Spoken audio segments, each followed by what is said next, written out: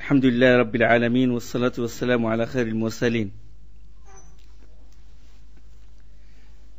Certains savants ont dit que la peau qui devient pure après le tannage des barres est celle des bêtes dont la viande est comestible seulement. Par exemple, la peau d'une brebis, la peau d'un mouton, la peau d'une chèvre, etc. Sinon, la peau des bêtes sauvages, les lions, les tigres, l'ours, etc. ne devient pas pure même après le tannage. C'est un avis de savant. Cet avis est le madhab de l'école de l'imam al-Awza'i, Abu Thawr, Abdullah ibn al-Mubarak, Ishaq ibn Rahouya, et c'est le choix d'Ibn Taymiyyah et Ibn al-Qayyim, rahimahumullah. Leurs arguments, ils disent, l'argument hadith d'Ibn Abbas, il est clair. Ce qui est interdit de la bête morte, et leurs arguments, c'est les hadiths qu'on a, que le prophète sallallahu alayhi wa sallam, quand il a vu les gens traîner une brebis morte. Donc le hadith, il parle des bêtes dont la viande est comestible. Et il y a un hadith rapporté par Nasa'i, où le prophète sallallahu alayhi wa sallam avait dit que tanner sa peau, c'est comme égorger. Tanner une peau, c'est comme égorger la bête. Donc, tanner la peau ils ont déduit de ce hadith que le fait d'égorger un animal dont la viande est comestible, ça le rend halal, d'accord? Contrairement à l'étrangler ou l'étuyer d'une autre façon. Donc, l'égorger rend sa viande halal. Tanner sa peau rend sa peau pure et halal, licite. Autorisé de prier dessus et de l'utiliser. D'accord? Donc ils ont dit à partir de ça, donc égorger une bête sauvage, c'est comme tanner sa peau. Le fait d'égorger une bête sauvage, ça ne la rend pas pure. De même tanner sa peau, ça ne rend pas sa peau pure. Vous avez compris le raisonnement? Le tannage et le fait d'égorger sont pareils, ont le même hukm. Et du moment que le fait d'égorger une bête sauvage, ça ne rend pas sa viande halal, donc tanner sa peau, ça ne rend pas sa peau halal. Ça, c'est l'un des arguments sur lesquels ils se sont appuyés.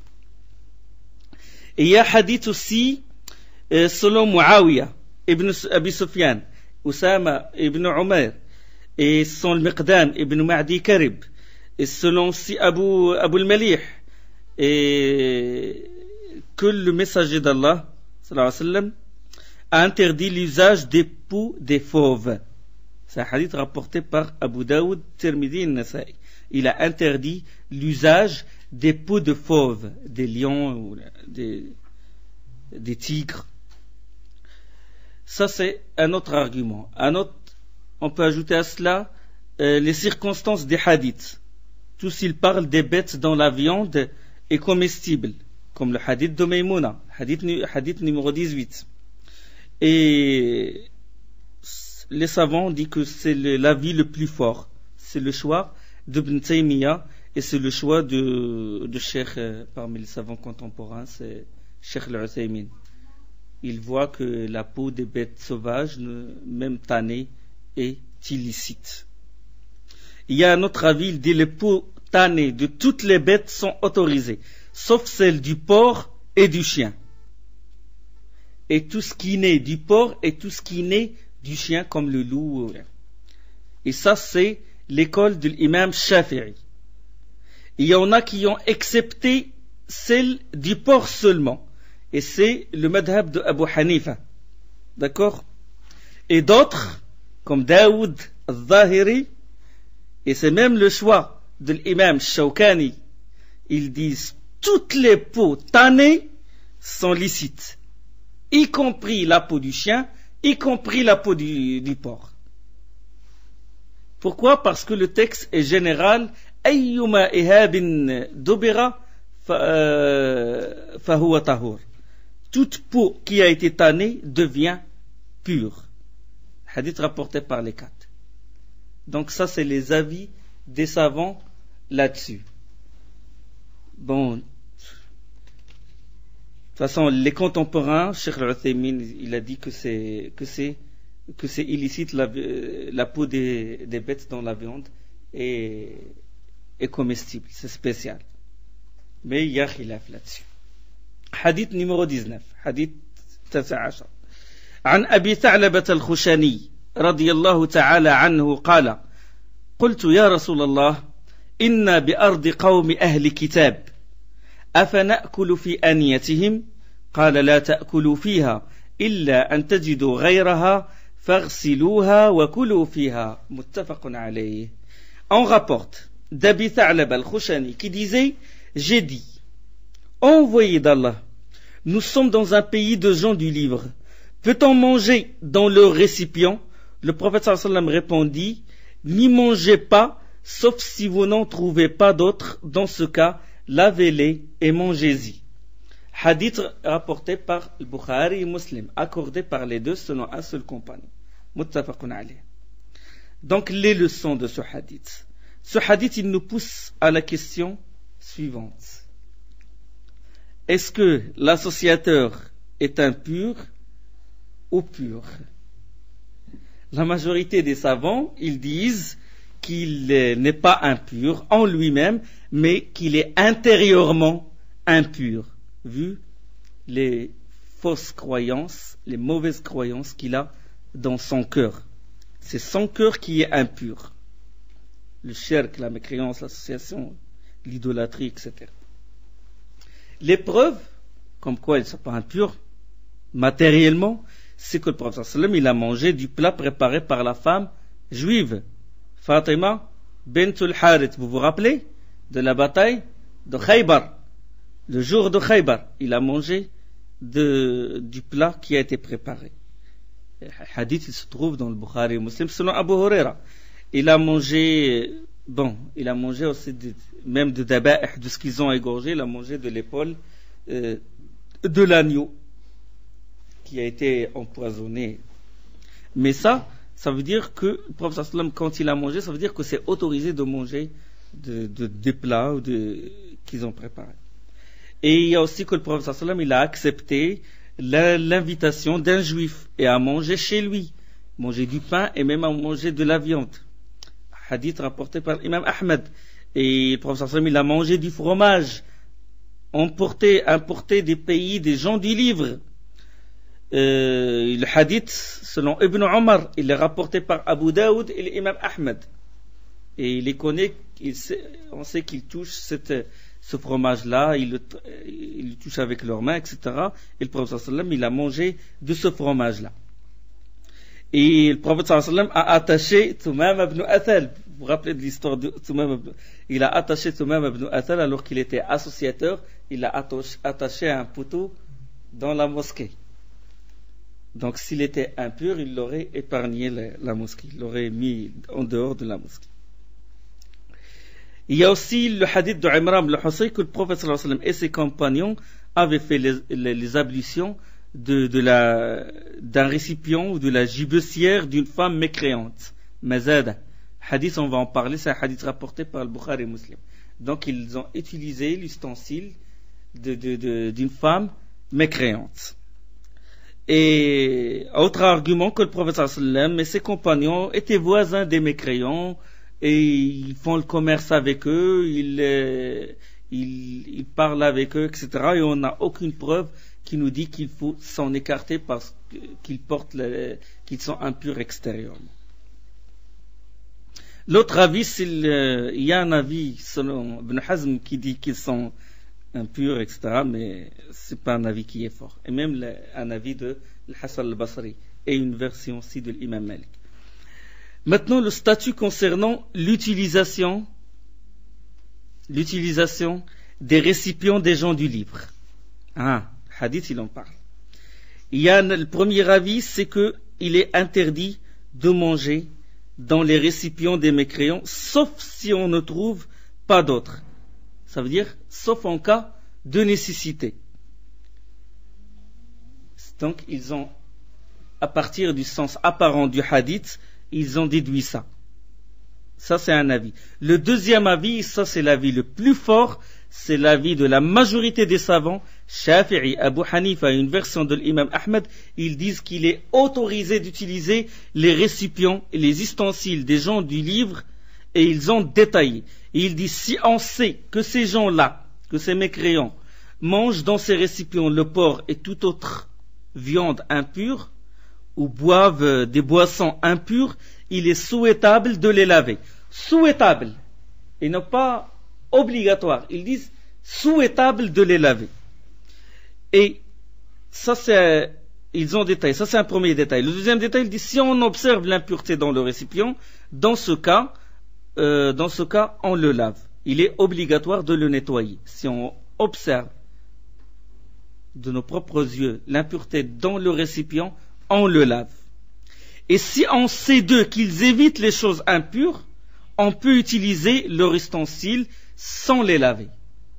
Si on sait d'eux qu'ils évitent les choses impures et tout, dans leur vie quotidienne, etc., donc on peut utiliser leurs ustensiles, on peut emprunter d'eux les récipients, les plats, etc.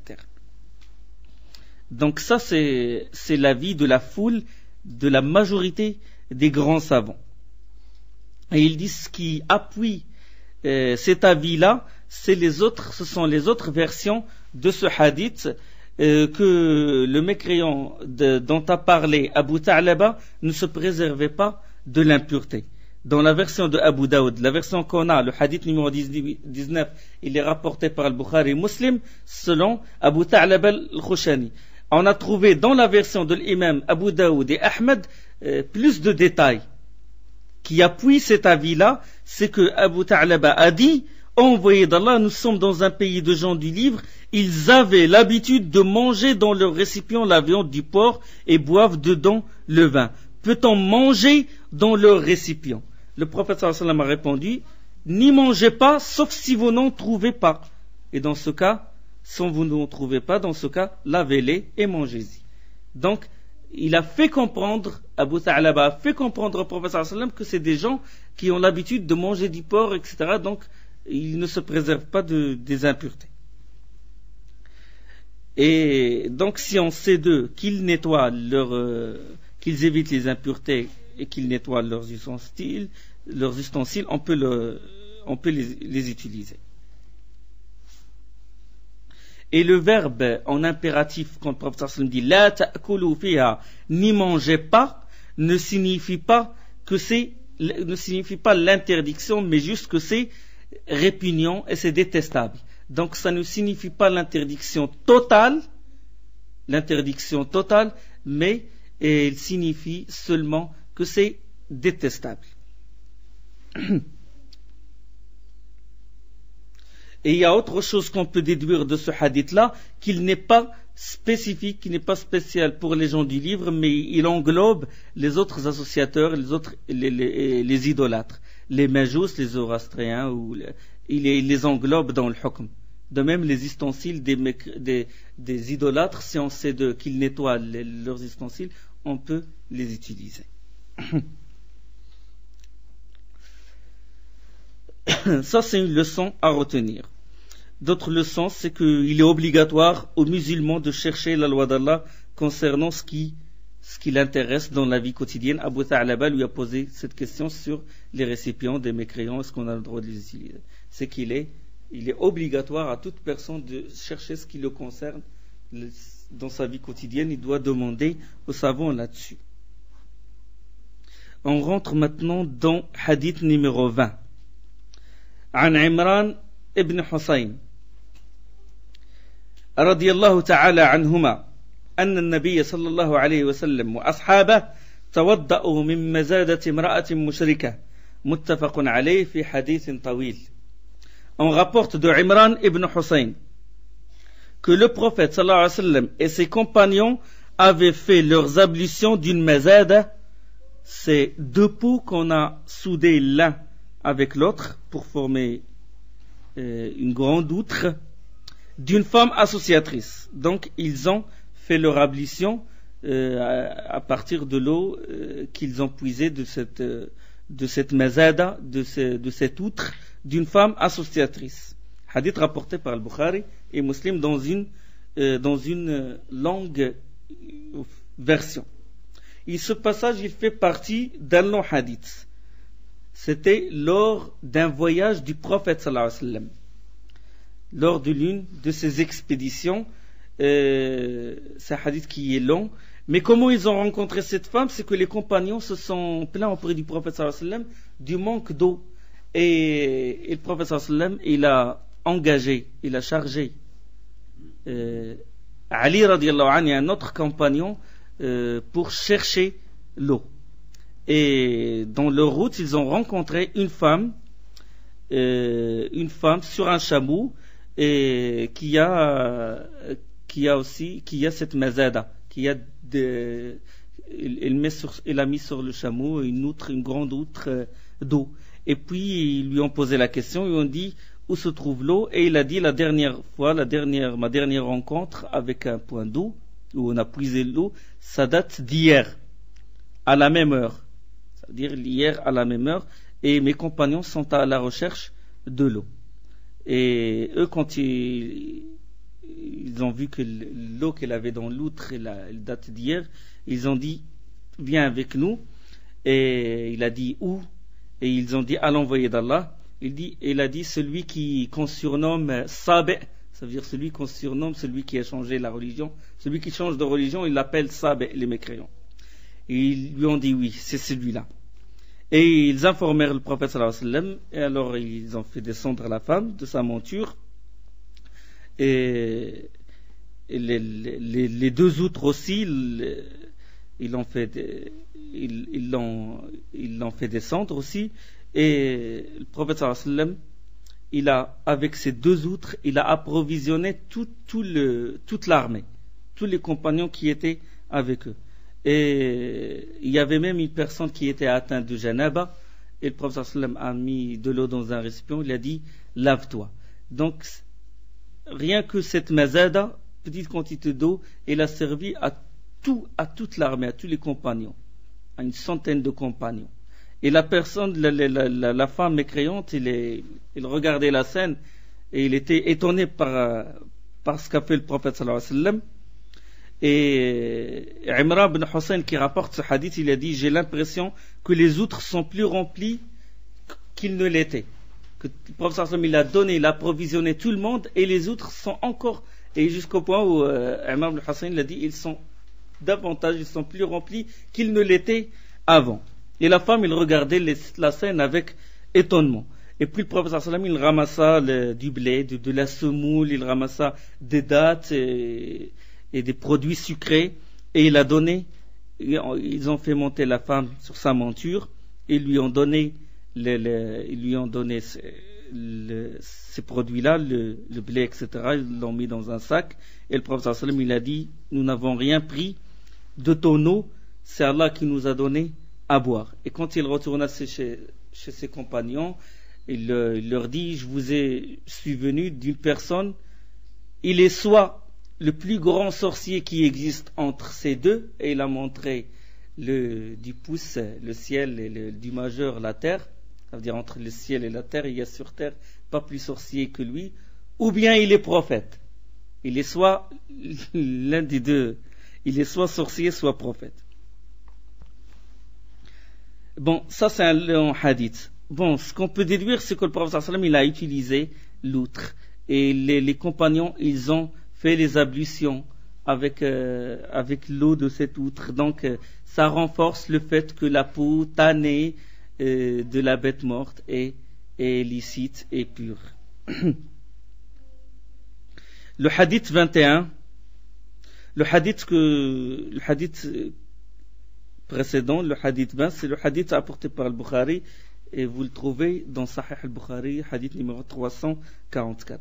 Le hadith numéro 21 maintenant, عن أنس بن مالك, on l'a évoqué ce hadith.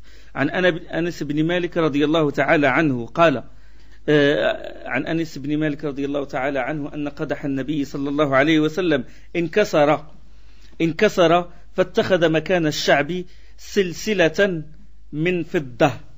أخرجه البخاري, rapporté par le Bukhari. On rapporte d'Anas ibn Malik que la vase du prophète sallallahu alayhi wa sallam s'était cassée, et le prophète sallallahu alayhi wa sallam a remplacé l'anse par une chaîne en argent, hadith rapporté par Al-Bukhari. On a parlé de ce hadith. Et on a parlé de ce hadith sur l'incrustation de l'argent. Et tout ce qu'on peut ajouter, c'est que le prophète sallam, il nous a montré une règle, c'est la règle de l'économie, que le prophète sallam ne gaspillait pas les choses. Quand la vase a été cassée, il ne l'a pas jetée dans la poubelle, il a utilisé la chaîne et il a collé cette vase. Donc c'est une règle qu'il faut être économe et que la personne qui est économe ne tombe jamais dans la nécessité. Et il ne faut pas ressembler aux mécréants, au moindre problème dans la télé ou une radio, il la jette dans la poubelle. Il ne faut pas faire pareil.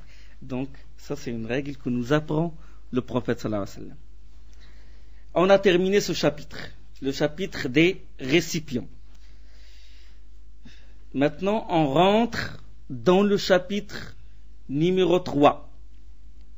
Bab izalat al-najasat wa bayanuha. C'est le chapitre, qu'est-ce que c'est que la souillure et comment l'enlever. Définition de la souillure et mode d'enlèvement. Hadith numéro 22. Non, on rentre dans le chapitre qui parle des impuretés. Hadith numéro 22, عن أنس بن مالك رضي الله تعالى عنه قال: سئل رسول الله صلى الله عليه وسلم عن الخمر تتخذ خلا قال لا أخرجه مسلم والترمذي وقال حديث حسن صحيح. On rapporte d'Anas ibn Malik qui disait: on demanda un jour au prophète sallallahu alayhi wa sallam, peut-on utiliser du vin comme vinaigre? Il répondit non. Hadith rapporté par Muslim et Tirmidhi. Et Tirmidhi l'a qualifié d'authentique. Explication. Alors, dans ce hadith, le nom de celui qui posa la question au prophète sallallahu alayhi wa sallam n'est pas mentionné. Mais Anas a mentionné son nom. On trouve le nom de la personne qui a posé la question au prophète sallallahu alayhi wa sallam. Hadith, on rapporte d'Anas ibn Malik qui disait: on demanda un jour. On demanda. Qui a demandé? Dans la version de Abu Daoud et l'imam Ahmed, que c'est Abu Talha radiyallahu anhu qui dit au prophète sallallahu alayhi wa sallam, voilà la version de Abu Daoud et l'imam Ahmed, qui dit au prophète sallallahu alayhi wa sallam que des orphelins ont hérité du vin. Le prophète sallallahu alayhi wa sallam a dit: verse ce vin-là, même si c'est en grande quantité, verse-la. Et Abu Talha radiyallahu anhu, il a dit: ai-je le droit de la transformer en vinaigre? Et le prophète sallallahu alayhi wa sallam a dit non. Il a répondu non. Le vinaigre, c'est quoi?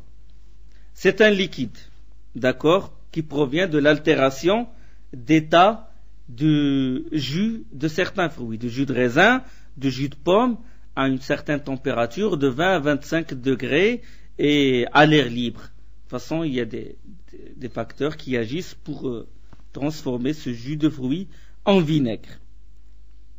Quand l'acidité du produit augmente. Et le vin se transforme en vinaigre. On sait que le vin se transforme en vinaigre par altération d'état. Et il peut se transformer en lui-même par l'action d'Allah subhanahu wa ta'ala. Et il peut se transformer par l'action humaine. Ça veut dire que l'être humain peut y ajouter des produits, et il le met à certaines températures, et à des conditions bien précises, et le vin se transforme en vinaigre. Maintenant, statut juridique, hukm. Statut de cette transformation. Si le vin se transforme en vinaigre par l'action d'Allah sans l'intervention d'un être humain, il devient pur et licite. Il est licite pour consommer. Et l'imam Nawawi et Ibn Taymiyyah ont souligné qu'il y a ijma' là-dessus, qu'il y a unanimité, que si le vin se transforme en lui-même sans action intentionnelle de quelqu'un, il se transforme en lui-même en vinaigre, il est licite. D'accord. Si maintenant le vin se transforme en vinaigre par l'action d'un homme, si c'est un homme, volontairement il a transformé le vin en vinaigre. À l'origine c'était du vin et après il l'a transformé en vinaigre. Il y a 3 avis de savants. Il y a l'avis de la foule, Jumhur l'ulama, Shafi'i, Malik, Ahmad et beaucoup de compagnons, tels qu'Omar ibn Khattab, que la transformation intentionnelle du vin en vinaigre est un acte de désobéissance et le vinaigre ne devient pas pur. Le vinaigre ne devient pas pur si la transformation est intentionnelle. Et leurs arguments, c'est le hadith de Anas. Le hadith de Anas. Quand Abu Talha il a posé la question, peut-on utiliser le vin comme vinaigre? Et le prophète sallallahu alayhi wa sallam a dit non. Il a répondu par la négation. Donc ils ont dit que s'il y avait un moyen humain pour purifier le vinaigre, pour le transformer, pour transformer le vin en vinaigre, le prophète sallallahu alayhi wa sallam nous l'aurait indiqué par esprit de garder les biens. Quand le prophète sallallahu alayhi wa sallam a dit verse là, et on sait que le prophète sallallahu alayhi wa sallam, dans le hadith de tout à l'heure, qu'il a imposé la règle de l'économie, qu'Allah subhanahu wa ta'ala a interdit le gaspillage, que s'il y a un autre moyen de remédier à ça et de transformer ce vin en autre produit, en vinaigre, le prophète sallallahu alayhi wa sallam l'aurait recommandé, il a dit verse là, verse-le vers ce vin là. Et cette version est claire.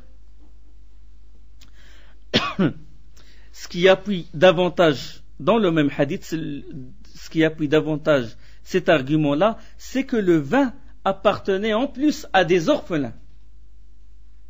Et si le prophète avait trouvé autre moyen de le transformer ou quoi que ce soit, il l'aurait fait parce qu'il appartient à des orphelins, ils sont dans la nécessité.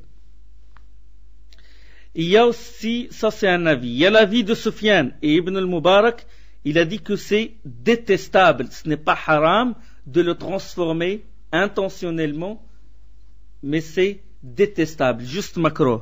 Il y a le 3e avis, celui de Abu Hanifa, al-Layth, al-Awza'i et Ibn Hazm, ils ont dit qu'il est permis de transformer le vin en vinaigre. Mais les savants contemporains, ils disent que le premier avis est le plus fort et il est interdit de transformer intentionnellement le vin en vinaigre. Il y a une question qui se pose là. Est-ce que le vin est pur ou impur? Question très importante. À la base, on sait que les choses à la base sont pures. À la base, sont licites. Les choses de la vie sont licites. Sauf s'il y a un texte qui interdit. Les choses de l'adoration sont illicites, il y a la base de l'interdiction, sauf s'il y a un texte qui autorise. Dans la prière, tout est haram de manger, de boire dans la prière, sauf s'il y a un texte qui l'autorise. D'accord? Dans les choses de la vie, tout est halal, sauf s'il y a un texte qui interdit.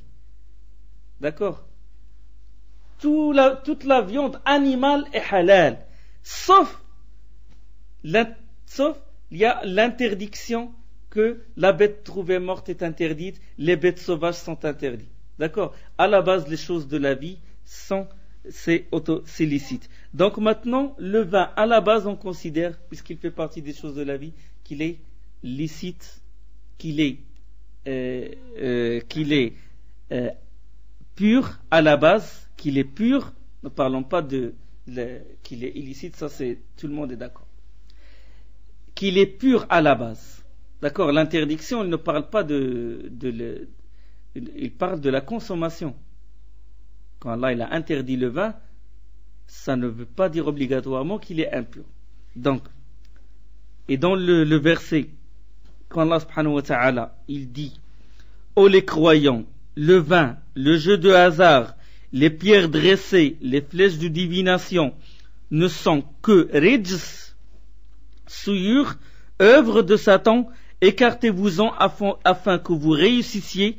Dans Surat al-Ma'idah, le Surat 5 et le verset 90, ô les croyants, le vin, le jeu de hasard, les pierres dressées, les flèches de divination ne sont que souillure. Il y a certains qui se basent sur ça pour dire que le vin est impur. Mais si on lit le verset, c'est que le jeu de hasard, Il est impur en lui-même. Mais le jeu de hasard, c'est pas une impureté. C'est quelque chose, c'est un jeu qui a été interdit. De même, les pierres dressées, telles que les statues. Là, la statue, il est formé en pierre, on peut la toucher, on ne va pas nous souiller, on ne va pas refaire les ablutions, quoi que ce soit, ou si on le touche avec nos vêtements, on ne va pas refaire la prière, ou changer de vêtements. Donc, en elle-même, la statue, il n'est pas impur. Donc, les flèches de divination, quand il marque dans une flèche, Allah, il veut que je fasse telle chose. Allah, il ne veut pas que je fasse telle chose. Allah, et dans la troisième flèche, il marque que c'est notre. Et il jette ça, il tirage au sort, tombe, il prend une flèche au hasard. Allah, il a voulu ce que j'ai l'intention de faire, ou Allah, il n'a pas voulu, etc. C'était ce que faisaient les idolâtres avant. Donc, c'est des flèches et ne sont pas impures. Donc, souillure ici ne veut pas dire souillure matérielle. Oh, les croyants, le vin, le jeu de hasard, les pierres dressées, les flèches de divination ne sont que souillure. Rijs, œuvre de Satan, ne veut pas dire souillure matérielle. Donc, ce verset-là n'est pas une preuve que le vin est impur. Ça, c'est une chose. Le même quand Allah il dit écartez-vous-en, ijtanibouh, ne prouve en aucun cas que c'est une impureté. Évitez-le, évitez de le vendre, de le servir, de le boire, de fréquenter les gens qui le boivent. C'est ça, évitez-le. Mais ce n'est pas une preuve que c'est une impureté. D'accord? Et il y a des choses qui sont illicites, mais cette illicité n'exige pas l'impureté de la chose. D'accord? Il y a des choses qui sont illicites, mais le fait qu'elles sont illicites n'exige pas qu'elles sont impures. L'or est illicite pour les hommes et il n'est pas impur. D'accord? La chose est claire. La soie, elle est illicite pour les hommes, mais elle n'est pas impure. Un autre argument, c'est que le vin n'était pas interdit au début de l'islam. Le vin n'était pas interdit au début de l'islam et certains compagnons le buvaient. Et s'ils le boivent, sûrement que ça va couler sur leurs vêtements et leur corps, et on n'a aucune preuve. On a des preuves que Hamza il buvait, on a des preuves que Anas ibn Malik il servait du vin avant l'interdiction, et certains compagnons le buvaient. Hadith sur Hamza il est dans le Bukhari, sahih, mais on n'a aucune preuve que le prophète sallallahu avant de faire takbirat al-ihram ou de commencer la prière, de dire est-ce que vous avez bu le vin, est-ce que vos vêtements sont tachés par des taches de vin, etc. Ni est-ce que vous vous êtes rincé la bouche parce que vous avez bu quelque chose d'impur. D'accord? Donc ça, c'est une preuve comme quoi le vin n'est pas impur en lui-même. Il est haram pour la consommation, mais il n'est pas impur comme produit. D'accord? Et la chose, il était avant, le vin était avant autorisé et après c'est devenu interdit. Et normalement, la chose impure, elle est totalement interdite. Il ne peut pas y avoir une abrogation. Une chose impure ne peut pas être un jour pure et le lendemain peut pas être un jour impur et le lendemain on l'autorise. Donc ça c'est un argument. Comme quoi le prophète sallam n'a pas dit aux compagnons lavez vos vêtements ni vos tapis quand vous servez le vin chez vous, etc. Lavez vos tapis, etc. Parce que le vin est impur. Il y a autre argument, lorsque ce verset-là, يا أيها الذين آمنوا إنما الخمر والميسر والأنصاب والأزلام رجس من عمل الشيطان. Le vin, le jeu du hasard, les pierres dressées et les flèches de divination ne sont que souillures, œuvre de Satan. Écartez-vous-en, فاجتنبوه لعلكم تفلحون, afin que vous réussissiez. Ce verset-là, quand il a été descendu sur le prophète sallallahu alayhi wa sallam, qu'est-ce qu'ils ont fait les compagnons? Ils ont versé des jarres, des tonneaux de vin dans les rues de Médine. Et ça, c'est à la fin. Ça veut dire, c'est à Médine et les dernières années de la révélation. Après, l'interdiction que le prophète sallam a interdit d'uriner dans l'eau stagnante, ou d'uriner dans le chemin des gens, ou de jeter les impuretés dans le chemin des gens, ou à l'ombre des gens, ou là où les gens s'assoient. Et pourtant, ils ont pris les jarres, ils ont versé ça dans les rues. Si c'était de l'impureté, le prophète sallam l'aurait interdit de faire cet acte-là. Et les compagnons savaient que le prophète sallam a interdit d'uriner dans des endroits qui sont fréquentés par les gens et de jeter l'impureté dedans. Donc, eux, dès le début, ils se seraient abstenus de faire ça. Mais ils savaient que c'était pur et ils la versaient dans les rues. D'accord ? De même, les gens, ils peuvent marcher sur ces boues. Il y avait des boues carrément. Les Occidentaux, les Américains, concernant la consommation du vin, sont des enfants devant les Arabes de l'époque. Les Arabes de l'époque, ils buvaient à grande quantité. Il y avait même une culture de vin. Une culture. Des poèmes, ils écrivent. Ils écrivent des poèmes du début, 200 vers de poèmes sur le vin. La beauté du vin, etc., etc.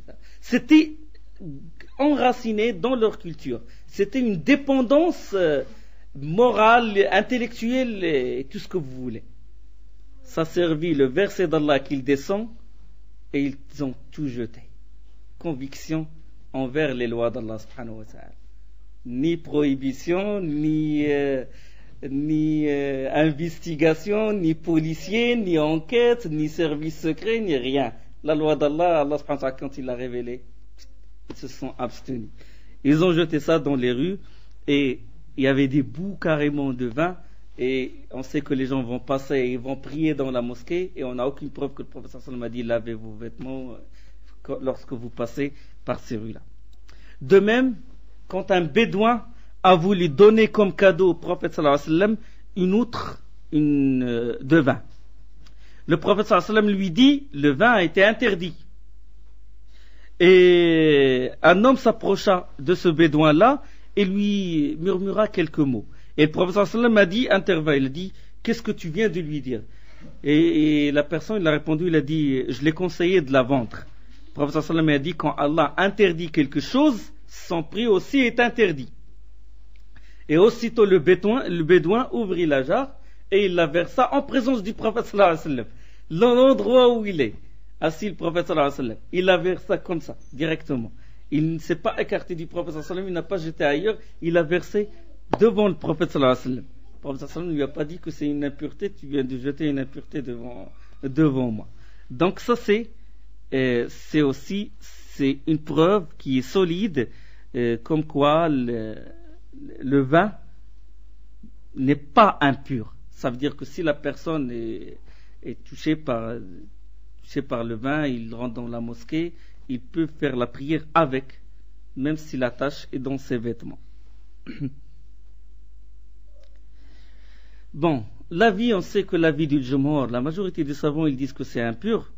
Imam Malik, Shafi'i, Abu Hanifa, Imam Ahmed, mais ces arguments-là sont solides et les derniers, comme Cheikh Al-Uthaymin, Hafidahullah, il dit que le vin est pur à partir de ces arguments et beaucoup de ses élèves le disent et Cheikh Al-Albani il dit aussi et il le dit. Donc nous ce qu'on peut dire avec la force de ces arguments là que le vin est pur en lui-même mais il est illicite pour la consommation, il est haram. Et on termine pour aujourd'hui. Wa subhanakallahumma bihamdik ashhadu an la ilaha illa ant astaghfiruka wa atubu ilayk.